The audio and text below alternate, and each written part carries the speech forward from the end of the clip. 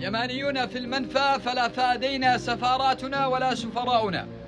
نعم، تشوف المغترب اليمني خارج الجمهورية اليمنية سواء كان ظالم أو مظلوم، السفارة والقنصل حقنا جاي ضيف من جيش الضيوف، إلا فقط وقفة المغتربين مع بعضهم البعض، والناس الأشاوس الذي عاد عندهم الروابط الدم هكذا وروابط العروبة بينهم والبين، تشوف ما يترك صاحبه. فقط 4 يمنيين مسجونين داخل الجزائر، يعني تهمتهم الوحيدة أنهم دخلوا الجزائر بدون أوراق رسمية، عبروا الحدود الجزائرية بدون أوراق رسمية، فامتسكوا.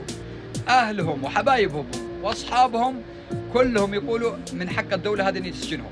إذا كانت الدولة هذا عربية ومسلمة وما بش عندها كرم لشعبها اللي جسارح يطلب الله، يا أخي أقل حاجة خرجوهم، ردوهم لأبلادهم.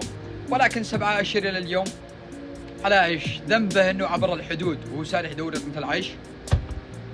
أتمنى من الأخوة اليمنيين اللي بالجزائر أو أي إنسان عندها السلطة أنه يحاول يطلعهم، وبحط لكم حساب خالهم أو الشخص اللي يقرب لواحد منهم وعنده كل المعلومات الكاملة حول قضيتهم، ما بش عليهم أي قضية إلا هذا القضية فقط، الله لا غير، ويحاولوا يطلعوهم لأهلهم، لأني بلغت عليهم إلى الحلقوم. أهلهم يعني الآن 7 أشهر وعيالهم داخل السجن، والظروف الله أعلم كيف الظروف، وظروف الشعب ظروفه يعني ما يعلم بها إلا الله.